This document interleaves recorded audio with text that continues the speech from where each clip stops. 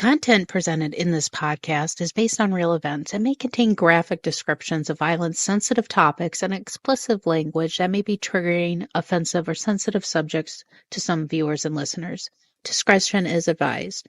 The purpose of this podcast is to explore and discuss true crime cases for entertainment and educational purposes only. This podcast does not intend to glorify or sensationalize crime, but rather aims to analyze and understand the complexities of human behavior and the criminal justice system. We encourage listeners to approach this content with empathy, critical thinking, respect for the victims and their families. A shocking murder, a web of lies, and a quiet Florida town forever marked by the brutality of crime no one saw coming. In the heart of Tallahassee, the murder of a prominent figure rocked the community, unraveling a complex narrative of guilt, innocence, and everything in between. Tonight, we will delve into the pages of Guilty Creatures, where our guest, Mikita Brottman, takes us beyond the headlines to explore the chilling details of a murder that left more questions than answers. What really happened on that fateful day, and how did justice, or perhaps injustice, prevail? Join me as we uncover the dark secrets behind one of Florida's most confounding cases. It's time to start the show. Let's hit it.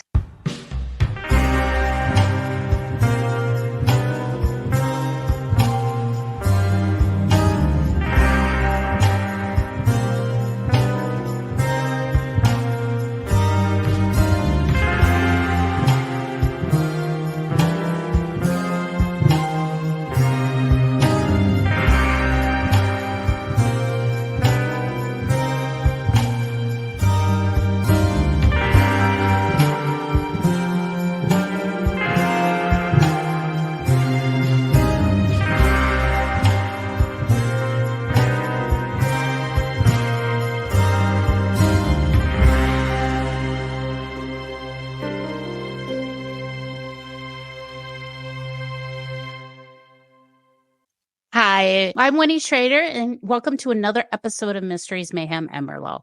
I have an interesting story. I came across this book looking at new true crime books that came out, and this one caught my eye. Guilty Creatures, Sex, God, Murder in Tallahassee, Florida. Yes, I have a feeling Florida Man is going to make an appearance, but I have a very special guest that wrote this book. Mikita Brottman is a writer and a psychoanalyst living in Baltimore, Maryland. She is the author of Unexplained Death, which was shortlisted for the Gold Dagger Award for nonfiction by the Crime Writers Association of the UK. She has a degree from Oxford University and is a professor of literature and at the Maryland Institute of College of Art. Welcome to the show, Mikita. Thank you for having me. Okay, so I love the book cover. The book cover is what caught my eye.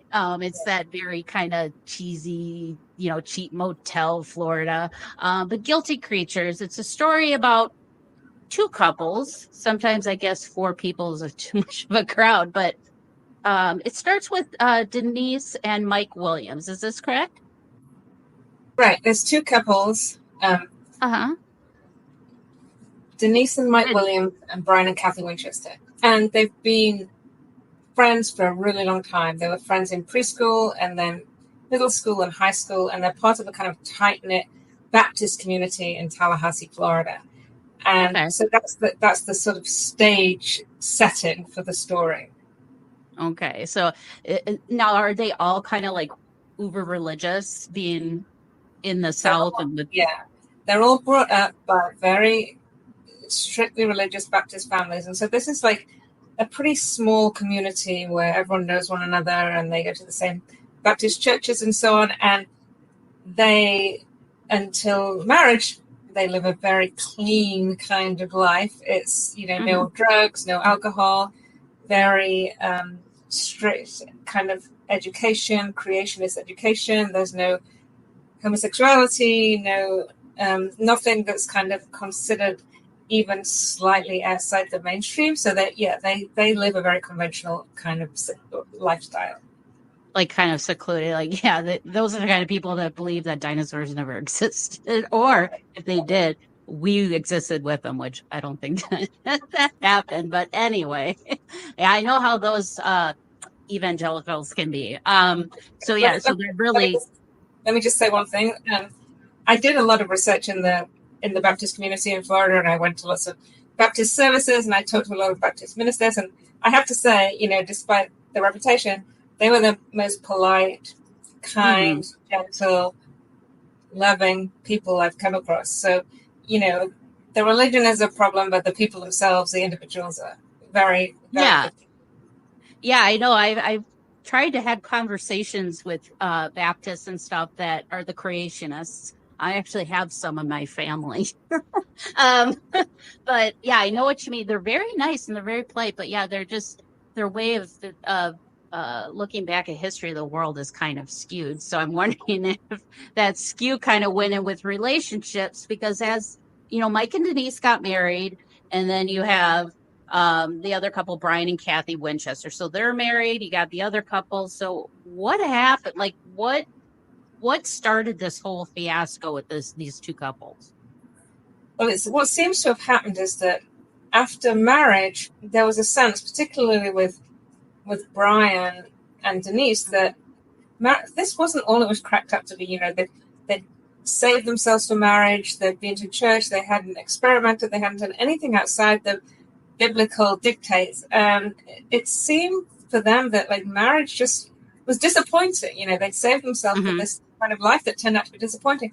So what happened is, after they married, the two couples started to experiment, and they started to do things that probably most people do at a much younger age. Maybe as teenagers, they started to drink for the first time. They smoked pot. They started to stay out late, go dancing, go to rock and roll concerts, and they even took it further, and they started experimenting with strippers and threesomes and so they were kind of like swingers. They were kind of yeah. For a while, they were practicing, trying out different things. And while Brian and Denise seemed to get into it, Kathy and Mike kind of had enough. They tried it. It was fun, but they wanted to have kids and they wanted to settle down. But Brian and Denise, so the man from one couple and the woman from the other couple, were really more interested in further experimentation, and they started to have an affair. And it was a very, very hot, sexy affair. It was like having sex in church parking lots and in the back of cars, hotel rooms, everywhere they felt that they wouldn't be interrupted. And they got away with it, for quite a long time. Oh, wow. Well, it always seems to be even with teenagers, when you tell them not to do something, they want to do it more. But when you have that religious aspect, and then, now they're start kind of living out their younger years so what age are they at this point where they're acting like teenagers? Early 20s. And I think that's right what you say about, things being forbidden, because I think what happened in their case is it was even hotter, it was taboo and it was forbidden, which made it even more exciting. It had to be kept secret. Yeah, I've seen that a lot with the Amish community and the Mennonites. The Mennonites actually the parents will let the children go out and kind of do some experiencing of the world to see if that's a fit for them. Some family, Mennonites do that, but and those kids go wild. And that's probably a good idea. Wild. If it had happened with this foursome, the tragedy might not have happened in the first place if they'd had a safety valve where they could let off their energy and express themselves and experiment. Things right. Bad.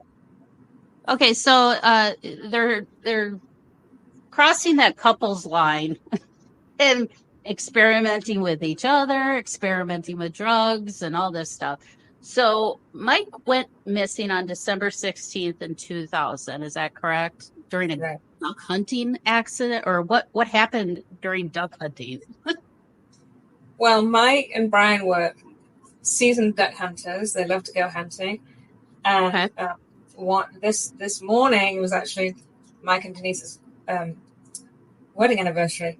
Mike decided to go hunting alone in Lake Seminole, where he often went hunting. It was about an hour north of Tallahassee, and he simply never came back. And he and Denise planned to go to an inn to celebrate their wedding anniversary without their daughter, who was very young. And so Denise started to get very worried. She called her sister. She called her father. A huge search party went out to the lake. A terrible tornado came in that night, so the search had to be abandoned until the following morning. And even though Florida usually has good weather, it still had this kind of turbulent storm, almost a hurricane that evening. Anyway, the search went on that morning. Nothing was found. Went on, and gradually people started to accept that Mike must have... They assumed that he'd fallen overboard, hit his head, and drowned. And the body had not submerged, and the body actually never did appear. And the assumption was that his body had been eaten by alligators. Okay. So, but Mike and Brian were together when he went missing. Is that correct? No, Mike had gone on his own. So he said. Okay, see. Okay, gotcha. So he just went missing. They can't find the body, so they just assume that alligators got him. So Correct.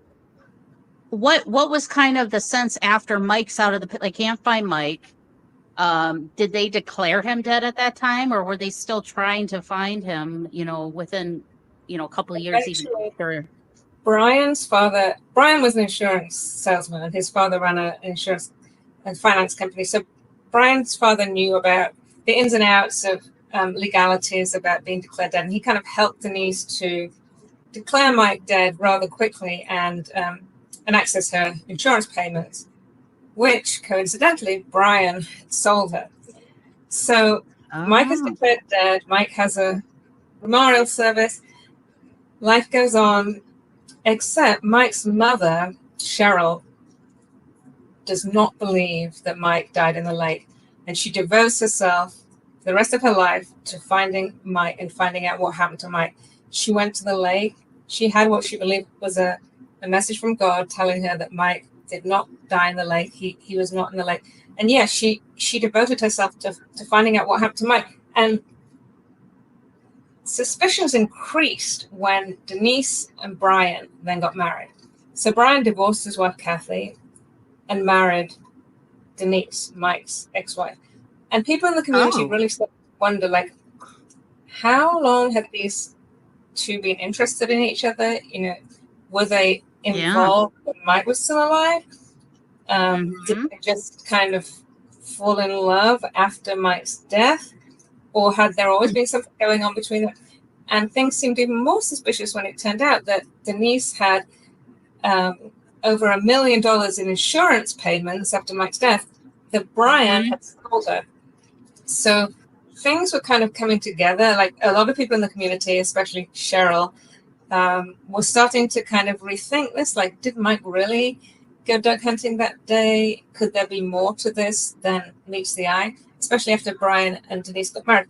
But there was absolutely no evidence. Nobody could find anything or prove anything. So it just continued to be a sort of, rumor in the community for a long time. Yeah, that pink elephant in the room.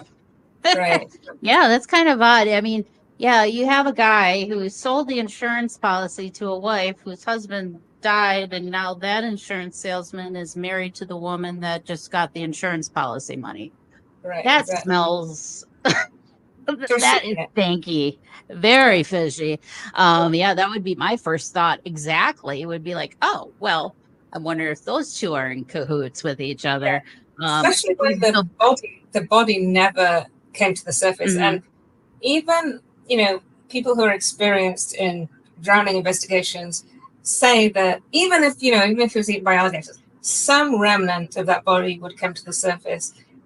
It would never be a case where absolutely nothing shows up, not even, a shoe or anything. I mean, they dredged a lake and there was absolutely no sign of him. People thought, when he gets to the spring and the water heats up, there'll be evidence, but nothing came to the surface. That also added to the, this perfect storm of suspicion that was brewing. I would go to the depths of hell to get justice for my kid. My kid was killed. So I get it. So she obviously has that motherly instinct that something's not right with this. So what was she kind of doing at this time, trying to get people to say, hey, we need to look at this a little deeper? Well, one of the things that interests me so much about this case is that between Mike's death and the solving of the crime was 16 years. And that's really unusual in criminal cases. You know, if there's a crime committed, it's solved. If it's solved, you know, within, you know, 5 or 6 years. So Cheryl devoted the next 15 years to trying to find out what happened to Mike. She believed that he was still alive. She didn't believe that he'd been killed, but she believed that he'd been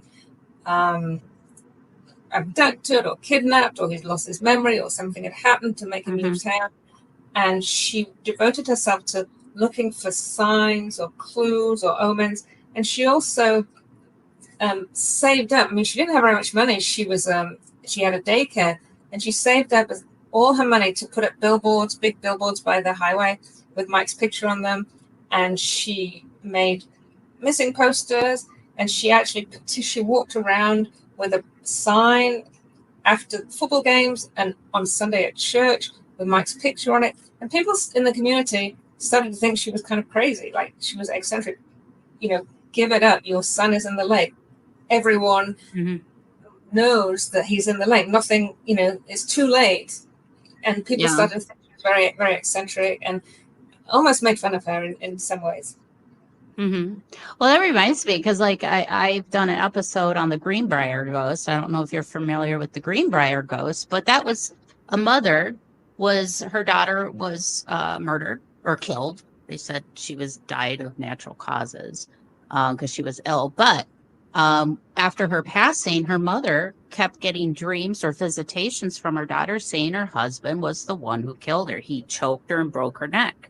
So they actually exhumed the body, and her testimony was in court. And they got him found guilty based off of the testimony of a ghost. And that's very similar. I don't know if it's that motherly pull that we have, and she obviously has. She knows there's something fishy with her son.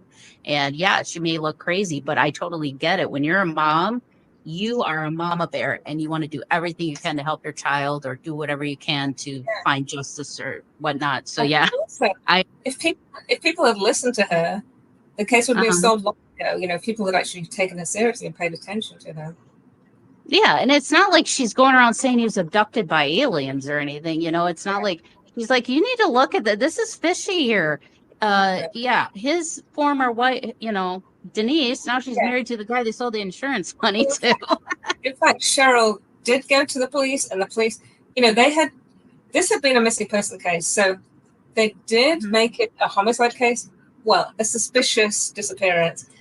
But it was difficult because, you know, it had been just treated as a missing persons case, so there was no evidence, nothing, nobody was interviewed, none of the, you know, the cars had been searched, or they didn't have any fingerprint analysis or anything. So they did start treating it as a suspicious missing persons case, and they did interview Brian and Denise. But from the police perspective, you know, if nobody ever comes forward, there's no evidence, there's nothing they can do. I mean, you can be as suspicious as you want. You can record your dreams and omens like Cheryl did, but the police need hard evidence.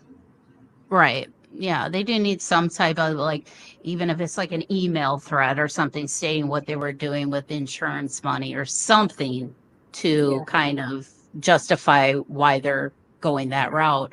Okay, so she's not giving up, and we're going to take a quick break, but the mom's not giving up. But this took, about 12 years after the incident for Now, was there justice finally found with this case?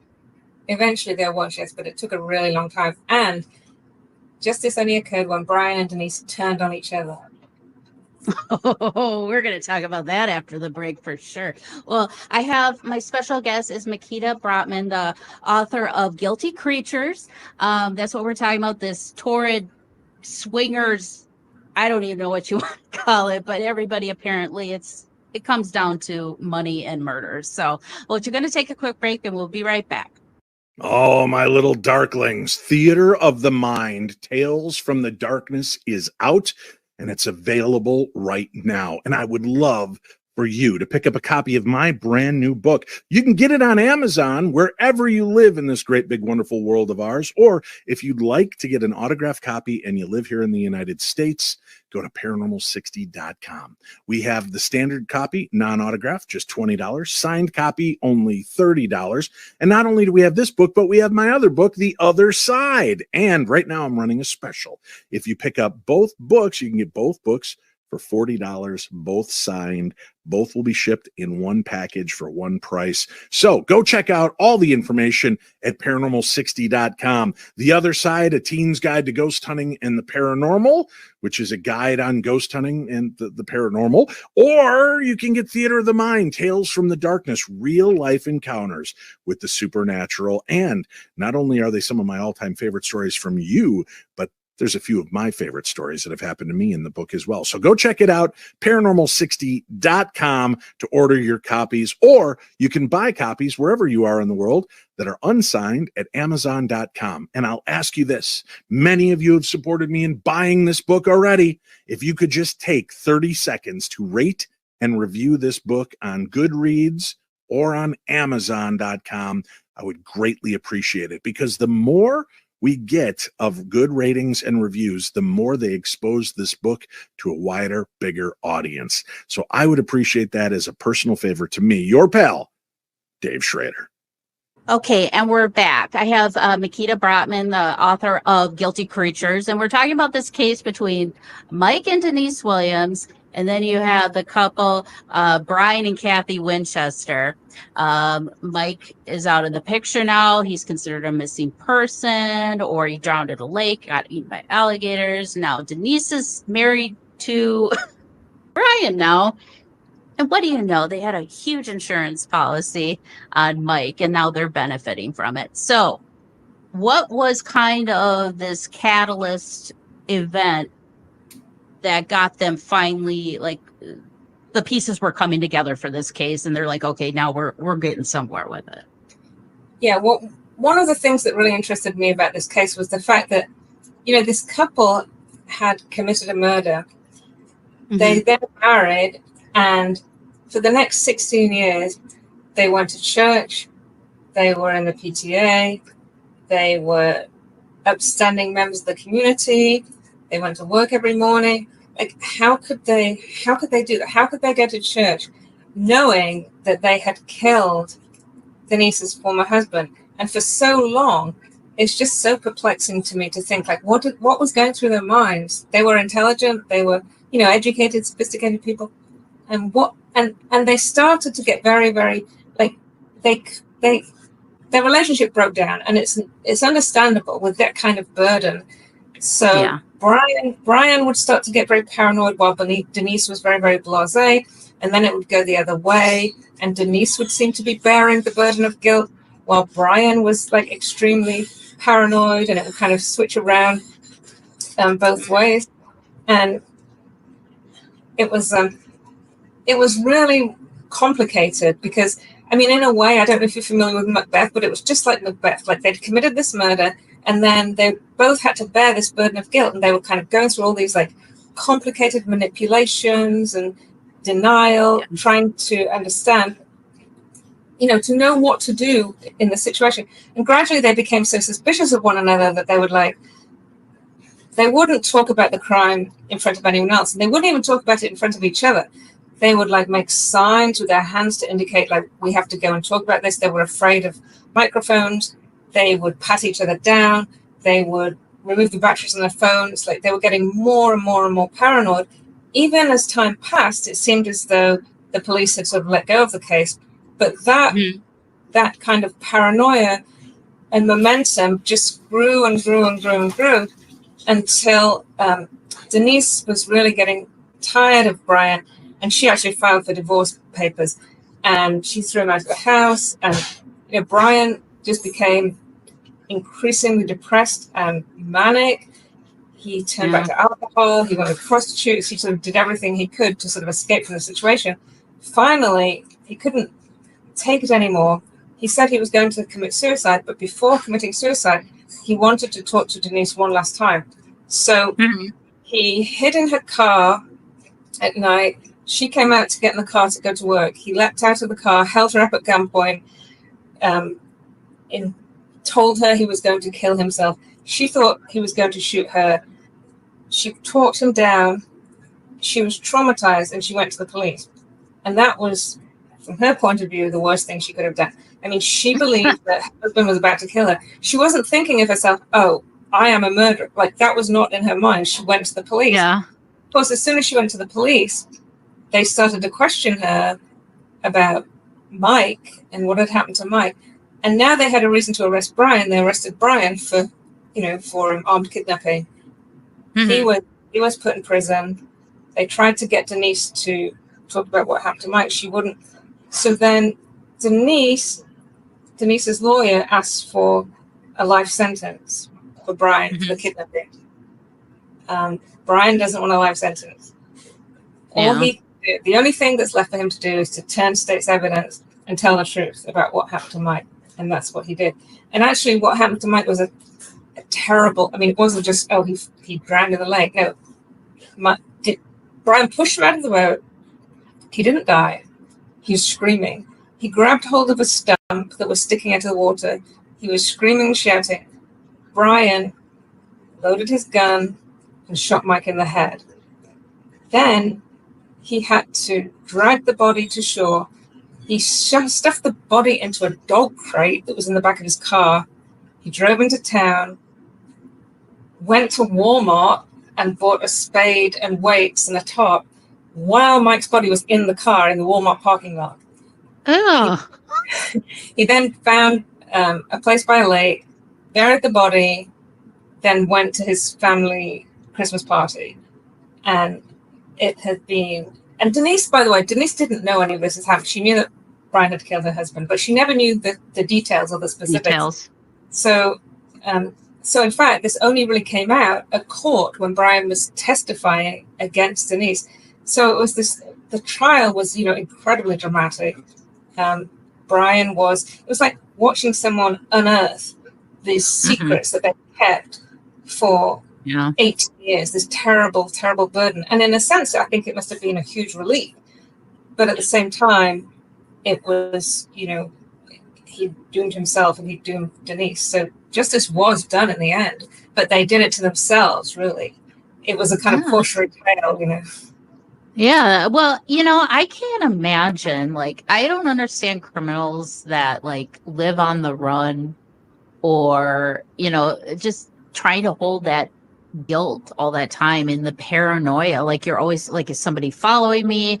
Are they on to me? Are they going to catch me? Did I screw up? I mean, I couldn't imagine living in a state like that for 16 years or 12 years. Oh, God. And I think in the cases like that, even if the person is not caught, I think that the repression generates something else. Like the person might end up, an alcoholic or suicide or a drug addict. I mean, the pain and the burden is going to manifest itself in some way or another. They might not confess, they might not go to the police, but I don't think anyone can actually live with that on their souls. Yeah, it's dark and heavy. I mean, oh God, it would eat me alive. I feel bad if I hit a squash bug. I'm like, oh God, I'm so sorry. But yeah, to hold that guilt and to hide it, because obviously they planned this. Their whole intention was to get the money. And so it's not like this accidentally killed Mike. What do we do now? I mean, this was premeditated, and it's weird that they would hold on that guilt, but I'm glad that he did spill his guts, because now that, Mike's mom got justice for her son. Right. But the interesting thing is, I think Denise was a really interesting character because I believe that she truly came to repress her knowledge of the crime so much that she actually came to believe that she did not have anything to do with it. I think that she couldn't, it was like this cognitive dissonance. She couldn't accept that she was this, law-abiding, God-fearing Christian mother, and at the same time, a murderer. And I think she actually, she managed to manipulate herself to such an extent that she repressed the knowledge of her involvement in the crime. And so at trial, it was very interesting that she she pleaded innocent. You know, she said that she knew nothing about it, that she Mike went missing, and she had no idea that she had married her first husband's murderer. But people couldn't believe it. They wouldn't accept it. Yeah. Well, yeah. And then, of course, you know, the lack of evidence, like you said. I mean, there's no like concrete evidence to show their plans or anything like that. But, you know, I'm glad that Mike's mom really pushed, because, yeah, if she didn't push, and, you know, that could have been kind of too like what was weighing on him, knowing that his mother, like knowing a mother losing her child, that is the worst thing to ever watch. If a mother loses, I mean, it's horrific what these mothers go through. And when to find out that she's trying to find justice, maybe that weighed on him too. Like, wow, man, this mother's really like trying to find her son, and I did this. Yeah. You know, that's what they had. Yeah, that when they wanted to talk about the crime in private, they had signals that they would make to each other, and one of their signals was C for Cheryl. Like they would make this C, and that was the signal that they had to put back. So, you know, Cheryl was on their case all the time, not just literally, but also psychologically as well. You know, I think they knew that if anyone was going to unearth this crime, it would be Cheryl. Yeah. Yeah, and that's probably, he was paranoid about being around her. I mean, I'm sure, you know, she was probably just eyeballing him, watching his every move. Something even worse is that, so Denise and Mike had a daughter, and Denise did not want that daughter to be around Cheryl, her grandmother. And in fact, Denise has stopped Cheryl from seeing that granddaughter, just banned her from seeing her, and she's never seen her again. Oh, so that's bad. It's a terrible punishment. Oh, well, Mikita, thank you so much for coming on today. This is a really cool story. I like it. It's, you know, kind of that dark and twisted marriage life, I guess you would say, because hey, I've come across some married couples that some of the stuff they do, I'm like, oh, no, not for me. But, you know, obviously when you do get involved with stuff like this, be very cautious of who you get involved with, because this could happen to you. You know what I mean? And these people, they've known each other their whole lives. I mean, this isn't just like a couple that met down in the neighborhood, and you know, these are people that they've known all their lives and have that established relationship, and they still whack them off. It's, oh gosh, that's horrific to know that people do that to other people. But now, do you have a website where people can go and check out all your books, contact you? Yeah, I don't use social media, but it's just my name, MikitaBrottman.com, and there's my email and information about my books and my work. Yes, and I'll have a link today in today's description for this episode with your link, along with the buy the book link. And please, listeners, if you buy the book, please rate and review the books. It really helps the authors get their books seen more by like-minded people like you who love true crime. And yeah, visit our website. I did glance around in some of your books, and while you have a great collection, and we're definitely going to have you back, I think, to go over some of those other cases, because I like your style and how you present this. And this is a crazy, torrid love affair, and I can see this as a kind of a series, you know, just kind of all the twists and turns and, you know, backstabbing. Well, thank you so much, Mikita Brottman. And like I said, there will be a link for your website in today's description, along with a buy the book link. Thank you for having me. Okay, let's cleanse our palate of that story and have some fun with some Florida man stories. A Florida man who was obviously extremely drunk by his actions was caught driving a lawnmower on the main road. After he was caught, he began begging the officers to take me to jail. According to the news made by Newsweek, a Florida man named Paul Burke was arrested August 5th on the charges of driving under the influence. In a Facebook post shared by the Marion County Sheriff's Office, they stated that he previously had 3 different DUI charges. Why is he even allowed to get on anything with whales is beyond me. Everything was clear in the video footage of the event. Extremely drunk, Burke was trying to drive a lawnmower on Highway 316 in Fort McCoy, 100 miles north of Orlando City. He was followed by police and pulled over Burke, who was trying to ride his lawnmower. Then he asked him how drunk he was. Burke said he was a little drunk. As can be seen in the video footage, Burke was staggering during the sobriety exercises. Tired of the exercises, Burke vehemently refused to do any of the exercises. Instead, he agreed to be jailed. He told the deputy sheriff, "I'm not going to do that. You can just put me in jail." You're just going on? Yeah. You know you're in the road, right? Was I? You were. How much you have to drink today? A couple. A couple? I think it's a little more than a couple. Okay, I'm not gonna lie to you. Yeah. Well, where are you headed? I'm just going home. Going home? Well, where are you coming from? My house. Are you gonna take me to jail or not? No, I didn't say that. I said we're going to do some field sobriety exercise. And like I said, we're going to do some exercises just to determine There's no sense in it. Why not? Because I've been drinking. Okay. Are you going to do it for me? I'm gonna try. You're going to try? That's all I'm asking for, okay? You don't want to... Listen to me, sir. Yes, sir. I have no license at all. Okay.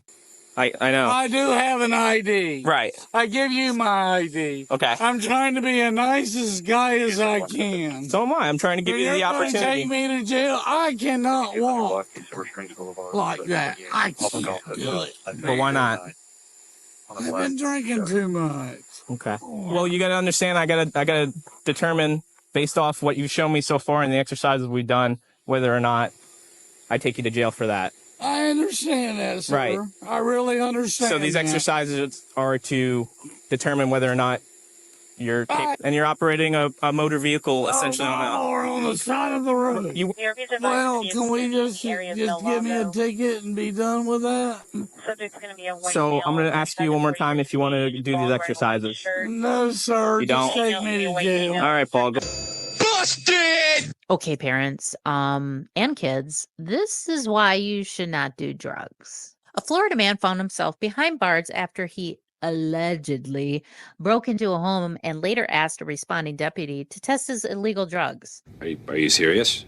Timothy Guntner, 34, was booked into the Lake County Jail last week on charges of burglary and meth possession, according to the jail records. On August 27th, the Lake County deputy was patrolling the Paisley area when he was flagged down by a victim, the Lake County Sheriff's Office said in the post on social media. The victim led the deputy to Guntner and told him that he burglarized his home and his family was inside. When speaking to the deputy, Guntner randomly uttered that he had just received some bad narcotics and requested the deputy to test them because he thought something might be wrong with them. Guntner showed the deputy a plastic baggie containing a clear crystal-like substance, which later tested positive for methamphetamines, officers said. Guntner also admitted to breaking into the victim's home. He could hear dogs barking inside, deputies said. The victim provided the deputy with the video evidence showing Guntner looking into the victim's window. After deputies say he broke into the door, he is being held in jail on an $18,000 bond. Well, apparently the guilt was weighing heavy on this man because he just had to confess and wanted some assistance on getting his drugs tested. He felt shafted. I wonder if he wanted his money back for those. So here is a good lesson, kids. Don't do any drugs or anything that can cause you to act in such erratic behavior that you're going up to police officers, having them test your illegal substances. Thank you for joining me for another episode of Mysteries, Mayhem, and Merlot. And until our next case, my armchair detectives, stay safe, stay vigilant, and stay aware. I'll see you right here next week on Mysteries, Mayhem, and Merlot.